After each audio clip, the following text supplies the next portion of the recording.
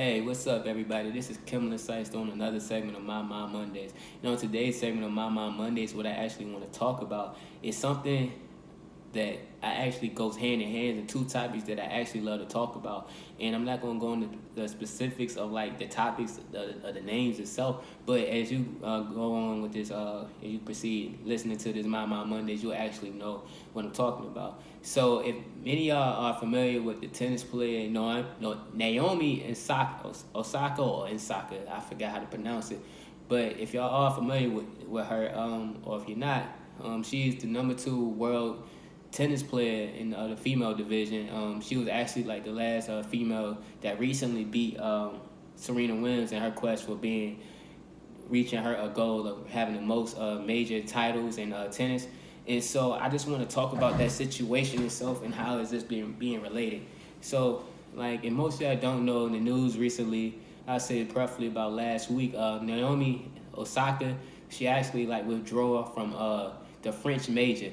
Now, most of y'all don't know about the French major. The French major is like one of the top major tournaments, like one of the top major tournaments. I just wanted to reiterate that because a lot of the top tennis players, they go there just to play. So you're going to see your Venus Williams and your Serena Williams there playing in this tennis tournament. And so basically what happened was, so Naomi didn't want to fulfill her media obligations because, as a top athlete, you got to fulfill your media obligations. It's not necessarily something you must do, but it is a requirement. And so she didn't want to do it. And so proceeding to that, she was fined $15,000. Now, myself, $15,000 seemed like a lot. I don't know her net worth, but I'm pretty sure it didn't do a great dent in her pocket, but it did do some type of dent in her pocket. And so the next day, she withdrew from the tournament. And I'm not too familiar with all the facts, but basically this is coming up to how it relates to like both of my favorite topics, sports and also mental health, is that she wanted to take her time away from the media because she suffered from depression and anxiety. And so that's where it comes in, that the two of my favorite topics come in at, because she said it like she's an introvert and she suffered from bad anxiety. Me myself, I've suffered from depression about a year ago, and I also suffer from anxiety. Like, my therapist and I, we actually had this conversation. It was just like, your biggest kryptonite is your anxiety. And so I'm just commending her just for her to take the time just to work on her skills of building her mental health, because that's something that we all don't get a chance, or we don't have the skills and the foundation to understand. Like right now, I'm actually taking the time just to withdraw myself from social media and things like that because I felt disconnected with myself. So I'm honing into my skills of being able to appreciate and love myself again. So I really do commend her for doing that, because like I said, she suffered from anxiety and things like that.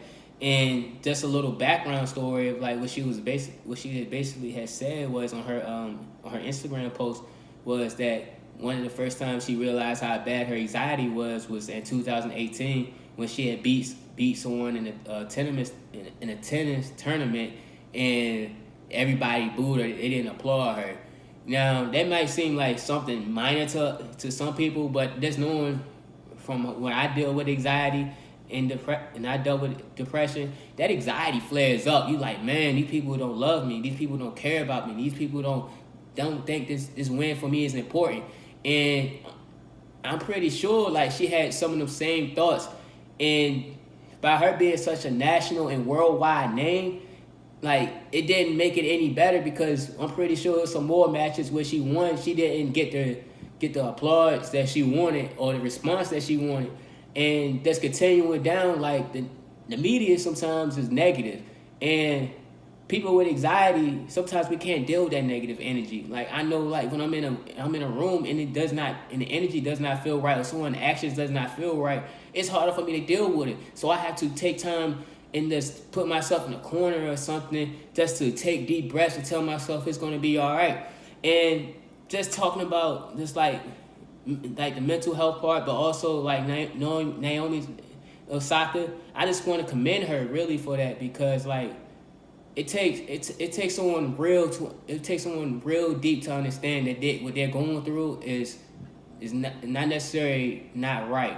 Not necessarily feeling not necessarily saying they're not normal, but saying something's not right. Because a lot of times, like, we tend to forget that if our mind's not right, we can't function the same way. So just for her just to take the time just to develop them skills and disconnect from people herself and disconnect from the world, just to find home into her own personal problems, that's why she could express herself a lot better, and just being able to be herself a lot better is a great step, man. And I really want to commend Naomi Osaka that's for doing that, because a lot of us, we don't do it. I'm doing it right now, but not everyone's doing it. So, like, for her to really take that time, Naomi, I really applaud you. I really commend you just for just doing that. I know she's never gonna watch this podcast, but if someone really is a really good fan of her, tag her in this podcast, man, and tell her, like, there's someone out there watching that really applauds her for taking the time just to work on herself.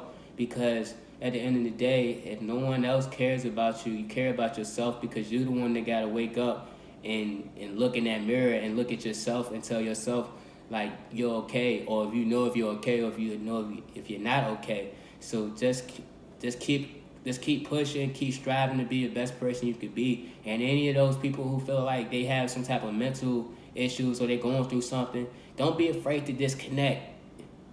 Don't be afraid to disconnect, because disconnecting doesn't mean you forgetting about everyone else. It just means you taking more time for yourself. That's to value yourself, and that's to find out what makes you happy, what doesn't make you happy, and what makes you stronger and what makes you better. And it's a skill that we all need to have sometimes, because when we don't have these certain things, are we still the same person? Are we able to still cope without these things? And most of the time, a lot of the times, the answer is yes. The only thing you need is yourself and love. And with that being said, y'all, this is Kimberly Sykes on another segment of My Mind Mondays.